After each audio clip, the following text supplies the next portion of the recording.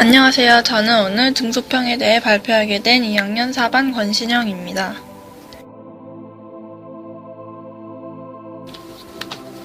오늘 발표에서 다룰 내용은 첫 번째, 등소평의 생애, 두 번째, 등소평의 경력 및 업적, 세 번째, 등소평의 이론, 네 번째, 등소평이 남긴 명언, 마지막으로 등소평 관련 도서와 드라마, 이렇게 5부분으로 나눌 수 있습니다. 등소평이라는 말을 처음 들어보시거나 아니면 이름만 들어봤던 분들이 많으실 텐데, 우선 등소평은 덩샤오핑으로 널리 알려져 있는 중국의 정치가입니다. 그의 업적을 요약해보자면 마오쩌둥과 화거펑 이후 실권을 장악하고 엘리트 양성, 외국인 투자 허용 등 실용주의 노선에 입각한 과감한 개혁 조치를 단행하여 중국 경제를 크게 성장시킨 인물입니다. 자, 먼저 등소평의 생애에 대해 알아보겠습니다. 먼저 등소평의 출생에 관해 말씀드리겠습니다. 등소평은 1904년 청나라 스촨성 강안의 한 마을에서 덩원밍의 아들로 태어났습니다. 지금 널리 알려져 있는 그의 이름은 중국 공산당 당원이 된 후에 생긴 이름이고, 태어날 때의 이름은 공자보다 더 나은 사람이 되라는 뜻의 선성이었다고 합니다. 그의 아버지는 지주였고 비교적 여유로운 집안에서 태어나 먹고 살 공간이 없었으므로 낙관주의를 가졌습니다. 이러한 낙관주의는 정치가로서의 어려움을 이겨내는 데에 큰 도움이 되었고, 등소평은 원만한 성격 덕에 공산당에서 적이 없었다고 합니다. 다음으로 등소평의 인생에서 가장 중요한 순간 중 하나라고 생각하는 프랑스 유학에 대해 살펴보겠습니다. 등소평은 고향에서 초등교육을 받았으며 충칭에서 공부했습니다. 그는 1920년 프랑스로 유학을 떠났습니다. 왼쪽에 있는 저 사진은 유학 시절 등소평의 모습이라고 합니다. 유학생 시절 르노자동차 노동자로 일하면서 노동운동과 사회주의를 배웠고, 1924년에는 중국 공산주의 청년동맹 유럽 지부에 들어가게 됩니다. 유학 시절에 배운 노동운동과 사회주의가 그가 정치인으로 성장하는 데에 결정적인 계기가 되었으므로 등소평의 인생에서 유학 시절이 굉장히 중요한 시기이지 않았나 하는 생각이 듭니다. 이번에는 조금 흥미로운 점을 살펴보자면, 그는 살면서 결혼을 총 3번이나 했다고 합니다. 그의 첫 번째 아내는 장시환으로 소비에트 연방 모스크바에 있을 때 함께 공부한 동료입니다. 그녀는 그의 첫 아이를 낳았고 며칠 뒤인 24살 때 죽었습니다. 그녀의 죽음은 등소평이 약 1년 동안 방황을 하게 되는 원인이 됩니다. 그의 두 번째 아내는 진웨잉인데, 진웨잉은 등소평이 1933년에 정치적인 공격을 받게 된 후 그를 떠났다고 합니다. 세 번째 아내인 절인은 민난성 한 실업가의 딸이었으며, 등소평은 절인과 결혼하여 5명의 자식을 두었습니다. 이번에는 등소평의 경력 및 업적에 대해 살펴보도록 하겠습니다. 등소평의 정치활동을 간략히 살펴보자면, 우선 1929년 제7군 정치위원이 되었고, 1933년부터는 마오쩌둥을 지지하며 대장정에 참가했습니다. 1945년 공산당 중앙위원이 된 후 정무원 부총리 재정부장 당 정치국 상무위원 겸 중앙서기처 총서기 중소회담 중공측 대표 단장 등을 역임하는 등의 화려한 경력을 자랑합니다. 그는 마오쩌둥의 지지를 받으며 정치인으로 급성장하였습니다. 하지만 1966년 문화대혁명 때 실권하였으며 1973년 부총리로 다시 복권된 뒤 1976년부터 1997년 사망할 때까지 중국을 통치하고 권력을 누렸습니다. 문화대혁명이라는 말이 많이 생소하실 텐데, 문화대혁명은 중화인민공화국에서 1966년부터 1976년까지 마오쩌둥을 중심으로 이루어진 사회주의 운동입니다. 문화대혁명은 등소평에게 아주 중요한 사건이므로 좀 더 깊게 조사해보았습니다.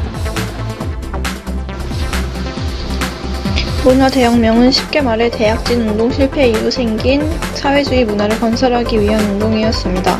대약진 운동의 실패 이후 무엇보다 중요한 건 생산력을 늘려서 굶어 죽는 사람이 없게 하는 것이었습니다.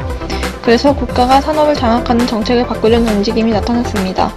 이를 본 마오쩌둥은 결국 중국 공산당이 세우려는 공산주의의 이상과 점점 멀어지는 것이라고 판단했습니다. 그래서 문화대혁명을 통해 사회주의 문화를 새롭게 건설하려고 했습니다.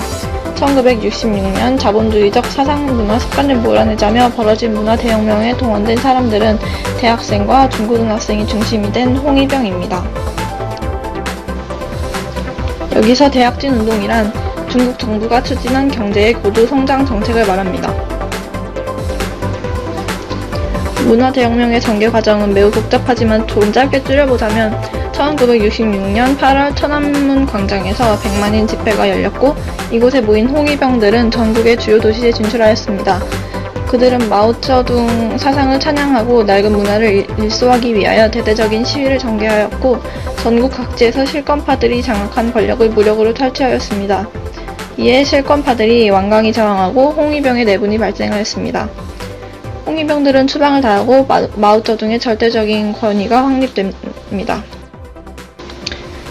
이 사진은 문화대혁명 당시 천안문 광장에 모여 지지대회를 여는 군중들의 모습입니다. 다시 문화대혁명의 전개 과정을 살펴보자면 마오쩌둥에게 충성을 바쳤던 군부 지도자들이 대거 숙청된 후 등소평이 권력에 복귀하게 됩니다. 문화대혁명의 정신은 여러 측면에서 공격을 받게 되고 문화대혁명은 결국 1976년 9월 마오쩌둥이 사망하고 황업홍에 의해 마오쩌둥의 추종자 세력이 축출됨으로써 실질적으로 종결됩니다. 문화대혁명은 등소평에게 아주 중요한 사건인데 1976년 마오쩌둥이 사망한 뒤 개혁주의자였던 등소평이 새로운 중국의 지도자가 됩니다.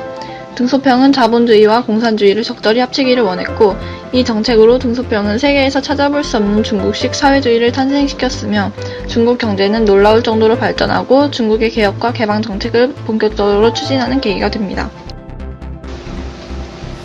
이제 등소평의 경제 정책 및 이론을 살펴보도록 하겠습니다.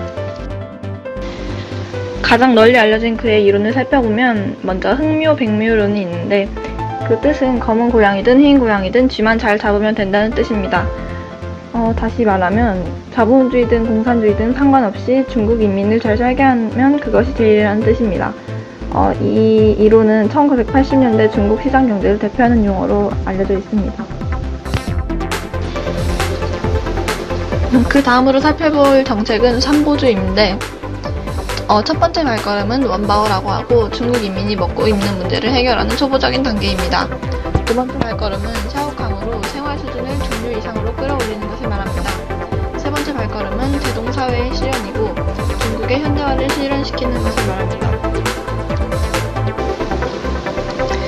마지막으로 살펴볼 정책은 일국양제입니다. 일국양제는 한 나라의 두 가지 제도를 받아들인다는 뜻으로 중국이 홍콩과 대만에 대해 경제적 독립성을 인정해준다는 의미입니다. 이는 선전 등 경제특구와 1997년 7월 홍콩의 중국 반환 때 본격 적용돼 홍콩의 통치 원칙이 되었습니다. 이번에는 등소평이 남긴 명언에 대해 살펴보도록 하겠습니다. 그는 이런 다양한 명언을 남겼지만 그중 가장 인상 깊은 명언을 소개해드리겠습니다. 하늘이 무너져도 난 두려워하지 않는다. 하늘이 무너진다면 키 큰 사람이 먼저 다친다입니다. 중국의 경제개혁을 이루어낸 등소평은 키가 아주 작았습니다. 키가 150cm 밖에 되지 않아 오척단구라고도 불리웁니다. 언젠가 모택동 주재의 중국 공산당 정책회의에서 한 중요한 안건을 두고 기립 표결을 한 적이 있었다고 합니다. 그 상황에서 등소평 한 사람만이 기립하여 반대 의사를 나타내었는데 앉아있는 다른 사람의 키나 일어선 등소평의 키나 차이가 없어 그의 의견을 무시하려고 하자 등소평이 책상 위로 올라가 반대 의사를 재확인시켰다는 유명한 일화가 있습니다. 마지막으로 등소평 관련 매체에 대해 소개하도록 하겠습니다. 덩샤오핑 평전, 불멸의 이노베이터 덩샤오핑 등 중국을 깨운 최고의 지도자 덩샤오핑의 생애를 그려낸 책들이 있습니다. 등소평이 역사적으로 중요한 인물인 만큼 그의 생애는 드라마로 만들어지기까지 했습니다. 등소평 탄생 110주년을 맞아 중공 중앙문헌연구실과 중앙TV방송국이 함께 제작한 등소평은 총 제작기간 5년, 제작비 1억 2천만 위안, 즉 한국돈으로 약 212억 정도가 투입된 제작이라고 합니다. 지금까지 등소평에 대한 발표를 들어주셔서 감사합니다.